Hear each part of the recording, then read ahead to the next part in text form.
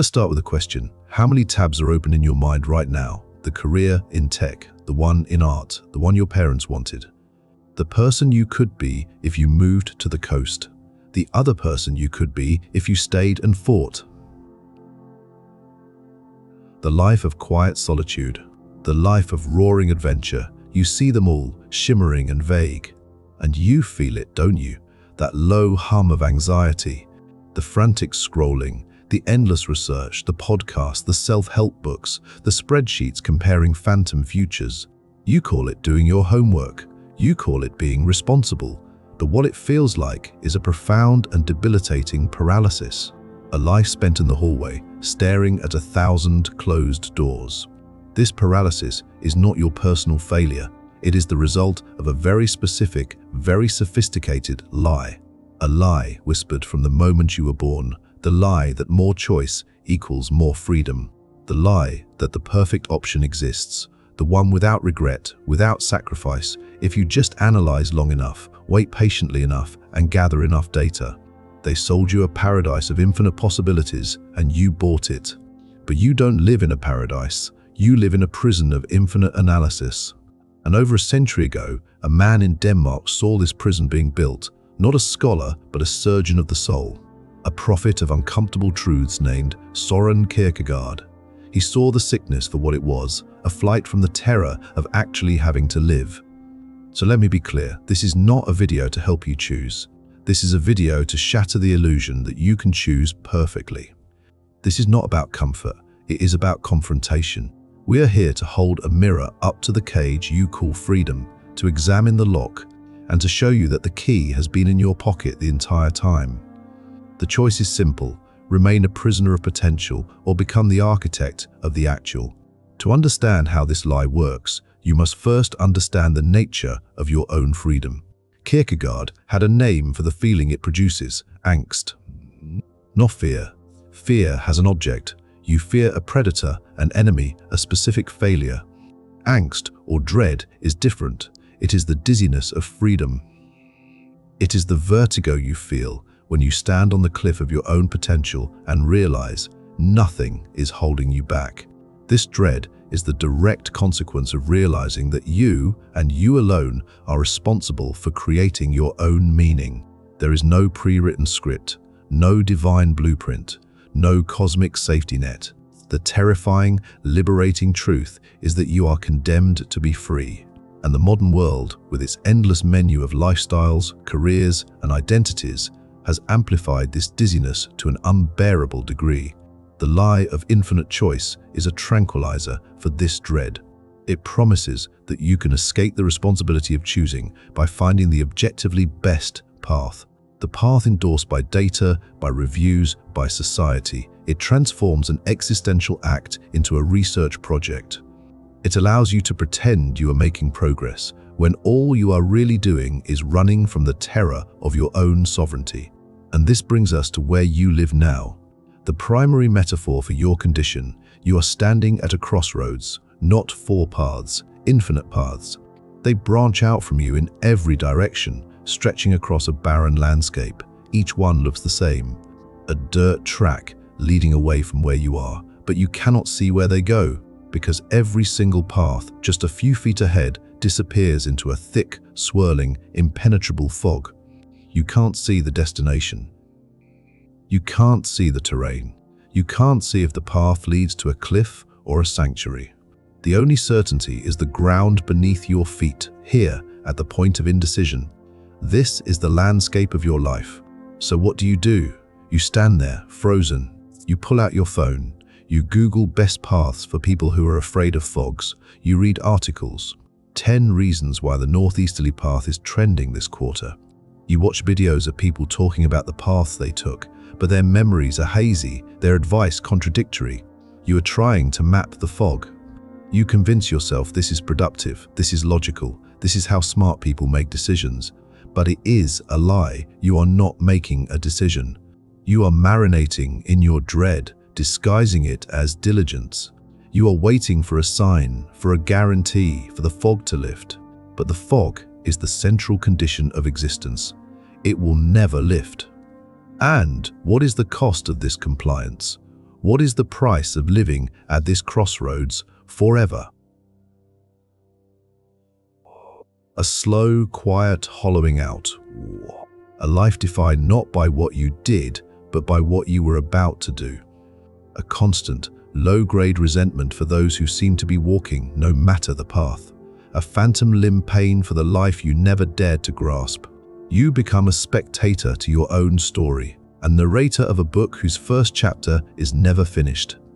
The potential you hoard like a dragon's treasure begins to spoil. It curdles into regret. You feel it in quiet moments, don't you? The crushing weight of a life unlived, the deafening silence where your own footsteps should be. So let us speak the painful truth. Let us be blunt. Why does this lie persist? Who benefits from you standing frozen at the crossroads? The answer is simple. Any system that requires you to be a predictable, passive, and anxious consumer. Your paralysis is profitable. A market economy does not want a person who commits to one path and finds contentment. It wants a person who is forever restless, forever comparing, forever seeking the next upgrade. It wants you to believe your salvation lies in the next purchase, the next click, the next choice on an endless menu. Your indecision is the fuel for its engine. A culture of control does not want a sovereign individual who acts on deep, personal conviction. That person is dangerous. Ungovernable. It wants a citizen who outsources their decision-making to polls, to trends, to experts. It wants you to trust the map it provides, even if that map leads nowhere. It wants you to remain in the fog where you are easy to manage. The lie of infinite choice persists because a person paralyzed by analysis is a person who does not act. And a person who does not act cannot disrupt, cannot rebel, cannot create a life outside the system. You have been tamed by a paradox, sedated by a menu. Your cage of options is comfortable and your comfort serves the zookeeper. So what is the antidote? What is the way out of the fog? Kierkegaard's answer is as terrifying as it is liberating. It is the leap of faith. Now, you must immediately discard the religious baggage you associate with that phrase. This is not about gods or heavens. It is a concept of profound psychological warfare. The leap of faith is not a blind jump into foolishness. It is the conscious, deliberate decision to commit to a subjective truth in the absence of objective certainty. It is to choose a path not because you have proven it is the right one, but because you have decided to make it the right one through the passion of your choice. Kierkegaard understood that life's most important truths cannot be proven by logic or data. Can you prove who you should love? Can you prove what work will give your life meaning? No, these things are not found, they are created, they are lived. As he wrote, the highest and most beautiful things in life are not to be heard about, nor read about, nor seen, but, if one will, are to be lived. This means you must close the books, you must turn off the videos, you must silence the endless internal debate. You must stop trying to solve your life like a math problem.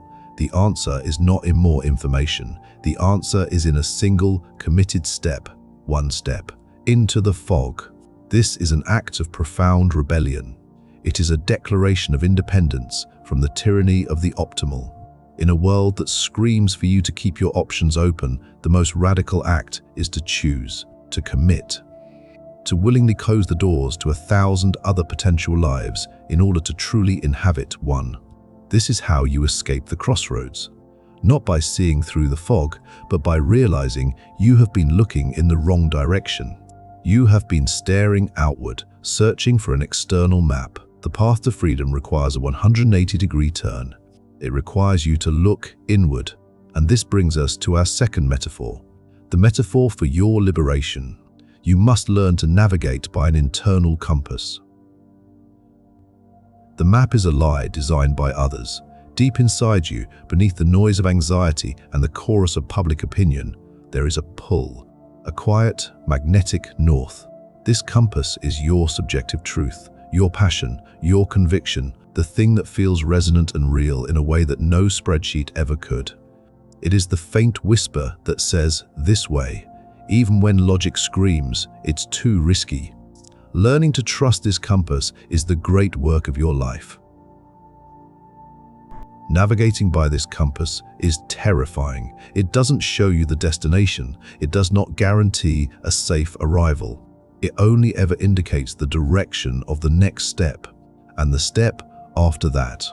You trade the illusion of a full map for the reality of a single true direction. And for the first time, this is enough. You abandon the madness of the crossroads, the futile attempt to chart the fog.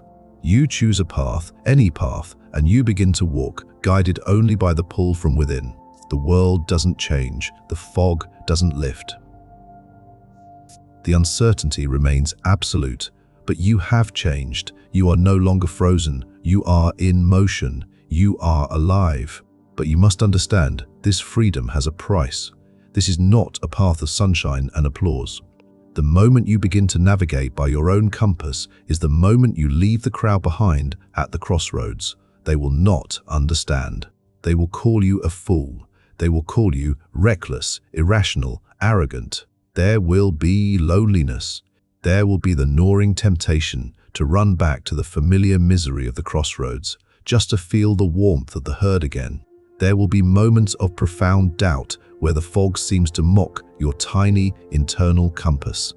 This path does not remove suffering. It transmutes it from the dead weight of paralysis into the burning ache of growth. To choose this path is to choose to be misunderstood.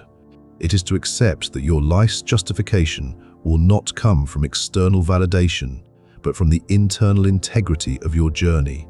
You trade the approval of the world for the ownership of your soul. Do not take this trade lightly. It is the most significant one you will ever make. So now we arrive at the point of no return, right here, right now. The theory is over. The deconstruction is complete. You are standing at the crossroads. The fog is as thick as ever. The whispers of 1,000 what-ifs are blowing in the wind. You see the prison of analysis for what it is. You feel the faint pull of your inner compass. And you have one of two choices. There is no third option, no loophole, no clever compromise. Choice one, you can remain here. You can make the crossroads your permanent home.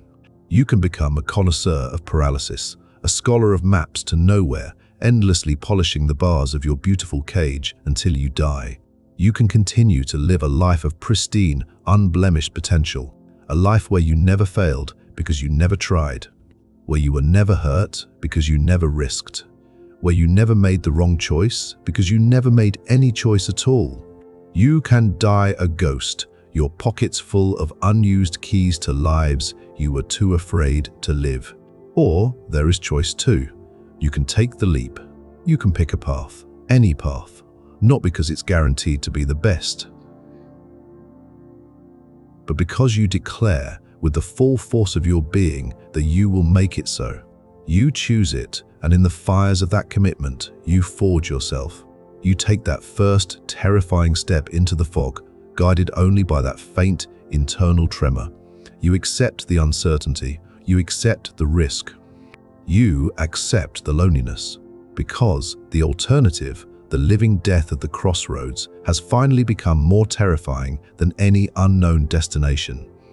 If you make this choice, you will be reborn, not as a perfect being, but as a whole one. Not as someone without fear, but as someone who is no longer ruled by it. You will not have all the answers, but you will have finally stopped being tormented by the questions. Your life will be defined by the earth under your feet, not the phantoms in the mist. You will trade the sickness of dread for the sharp, clean fear of the adventurer. You will trade the comfort of the herd for the sovereignty of your soul. You will stop being a spectator, an analyst, a commentator. You will finally, irrevocably, become the protagonist of your own life. The choice is yours, and it is here now. A life of perpetual potential, or a life of potent reality, a ghost or a force. If you are ready to stop analyzing and start living, to trade the illusion of certainty for the power of commitment, then you must make your declaration. It must be made real, not just a thought, an action. Your first action. In the comments below, I want you to write 2 words: a pact with yourself, a promise to your future, your first step into the fog, your proof that you were here and that you listened. I choose the leap. This choice, this leap, is the end of the lie. It is the beginning of this leap, is the end of the lie. It is the beginning of your life. But do not be mistaken, the act of choosing is one thing. The act of living that choice, of enduring the winds of doubt and the profound loneliness of the fog, that is the next war. And it is a war we will fight together in our next transmission. Do not miss it. Your journey has just begun.